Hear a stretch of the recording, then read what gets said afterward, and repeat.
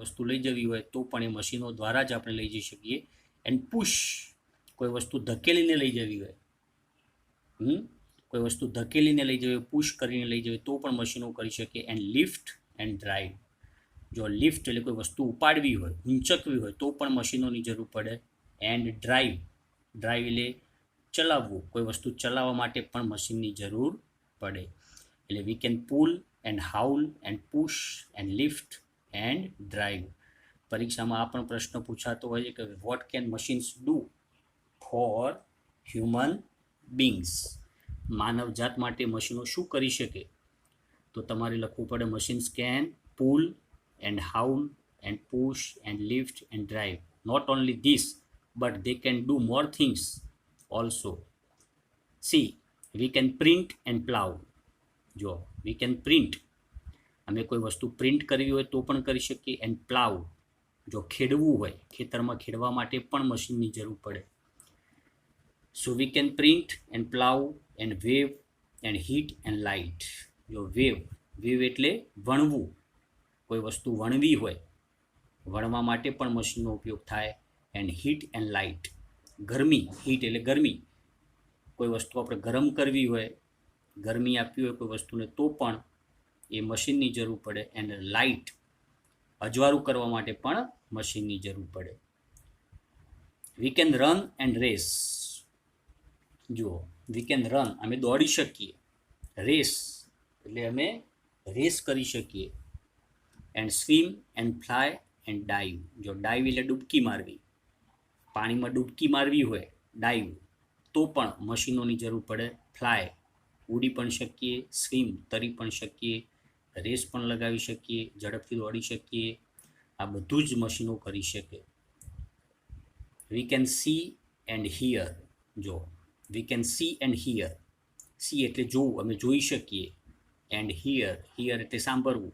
And count and read and right, count એટલે ગણવું, ગણવા માટે પણ આપણે મશીનનો ઉપયોગ કરીએ. કોઈ વસ્તુ ગણવી હોય તો પણ આપણે મશીનનો ઉપયોગ કરીએ છીએ. એન્ડ રીડ એન્ડ રાઇટ, વાંચવું હોય તો પણ મશીનોથી આપણે વાંચી શકીએ. એન્ડ રાઇટ, લખવા માટે પણ મશીનોની જરૂર પડે. એટલે આટલી બધી વસ્તુઓ, ધીઝ આર ધ ફંક્શન્સ, આપણે કહી શકીએ એમની કાર્ય શૈલી, મશીનો કઈ કઈ વસ્તુ કરી શકે. તો આ બધી જ વસ્તુઓ કરી શકે. We can run, race, swim, fly and dive, see, hear, count, read and write. આ બધું જ. We can print, plough, weave and heat and light, pull, haul, push, lift and drive. All this things machines can do for અસ.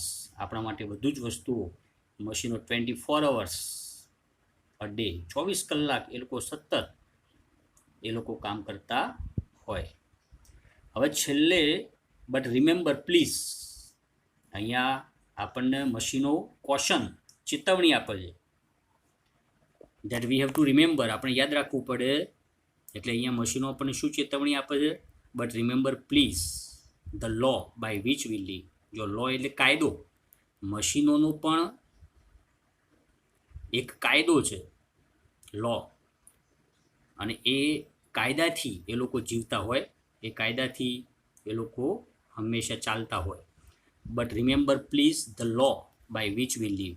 પરંતુ તમે યાદ રાખજો કે એક કાયદો કે જે કાયદાથી અમે જીવીએ છીએ અથવા તો ચાલીએ છીએ. હવે કાયદો કેવો છે એમનો? We are not built to comprehend a lie. જો કોમ્પ્રિહેન્ડ એટલે અન્ડરસ્ટેન્ડ, અન્ડરસ્ટેન્ડ અ લાય, લાય એટલે ખોટું, અમે ખોટું સમજી શકતા નથી. We are not built to comprehend a lie. અમારી એ રીતે અમારી બનાવટ થયેલી નથી કે અમે સમજી શકીએ. જૂઠું અથવા તો ખોટું એ અમે સમજી શકતા નથી. આપણે માનવજાત તો બધું સમજી શકે. We can comprehend or we can understand a lie, આપણે બધું સમજી શકીએ, ખોટું ખરું બધું એ, પણ મશીનો એ સમજી શકતા નથી. We are not built to comprehend a lie. We can neither love nor pity nor forgive. જો હવે પરીક્ષામાં આ પણ પ્રશ્ન પૂછાતો હોય, મોસ્ટ આઈએમપી છે કે which human quality does a machine not possess. મશીનો એવી કઈ લાક્ષણિકતાઓ અથવા તો વિશેષતાઓ છે કે જે મશીનો એ જાણતા નથી અથવા તો માનવજાત જેવી જે ફિલિંગ્સ લાગણીઓ છે એ સમજતા નથી. તો આપણે કહી શકીએ machines are not built to comprehend a lie. Machines do not understand a lie. Machines can neither love nor pity nor forgive. જો એ પ્રેમ કરી શકતા નથી. He can neither love nor pity. Pity એટલે દયા, અમારામાં દયા અથવા સહાનુભૂતિ, સિમ્પથી એવી કોઈ લાગણી હોતી નથી. નોર ફરગીવનેસ, અમે માફ કરી શકતા નથી. We can't forgive. Forgive here માફ કરવું. અમે માફી આપી શકતા નથી. એ અમારામાં ગુણ નથી, એ ક્વોલિટી અમારામાં નથી. માનવજાત જેવી ક્વોલિટી અમે ધરાવતા નથી. તો these are the qualities that machines do not understand or do not possess. They do not understand a lie. Machines neither love nor pity nor forgive.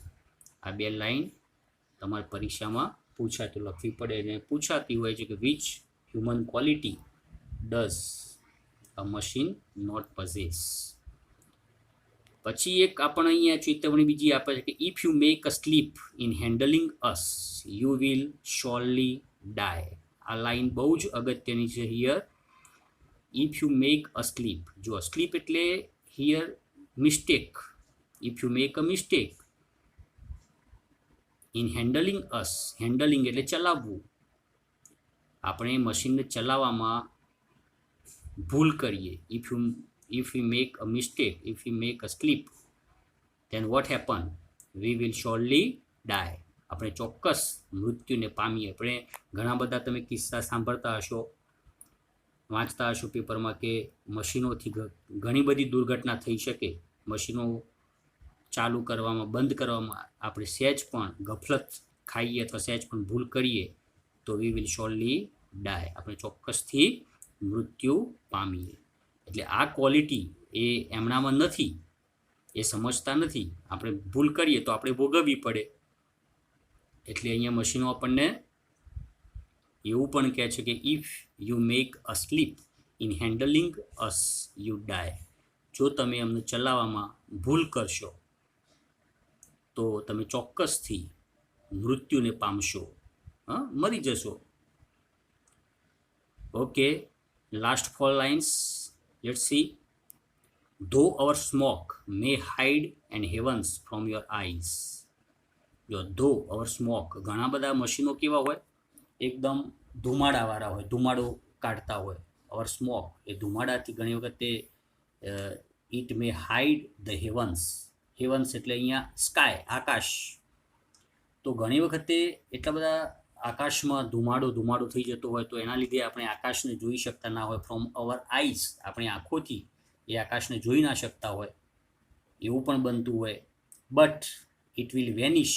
જો વેનિશ પરીક્ષામાં પૂછાય સિમિલર વર્ડ તો ડિસઅપિયર, અદૃશ્ય થઈ જવું. It will vanish and the stars will shine again.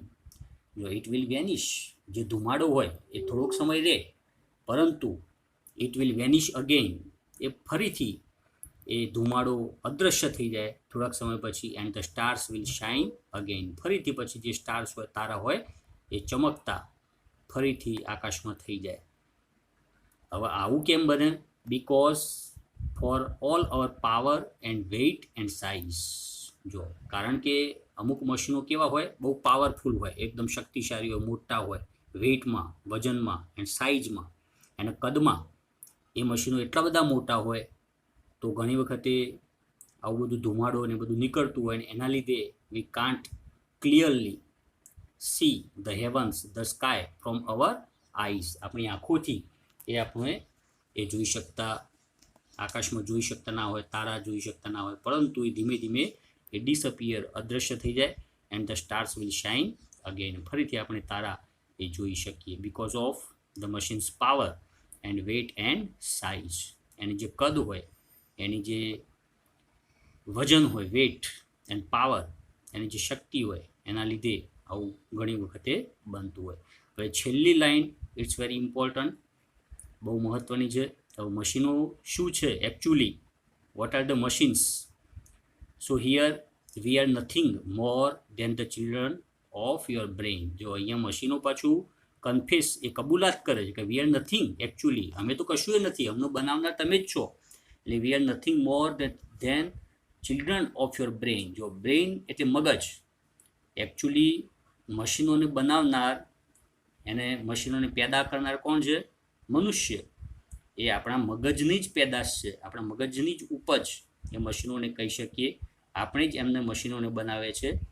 એટલે we are nothing મોર, અમે કશું એ નથી, more than the children of your brain. અમે તમારા મગજના જ બાળકો છીએ, અથવા તમારા મગજની જ ઉપજ છીએ, અથવા તો તમારા મગજની જ પેદાશ છીએ.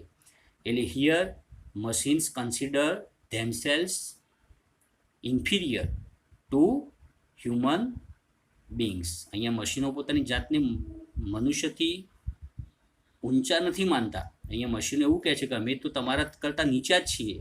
આફ્ટર ઓલ તમે જ અમને બનાવનાર છો, અમે આફ્ટર ઓલ તમારા જ બાળકો છીએ, તમારા મગજના જ બાળકો છીએ.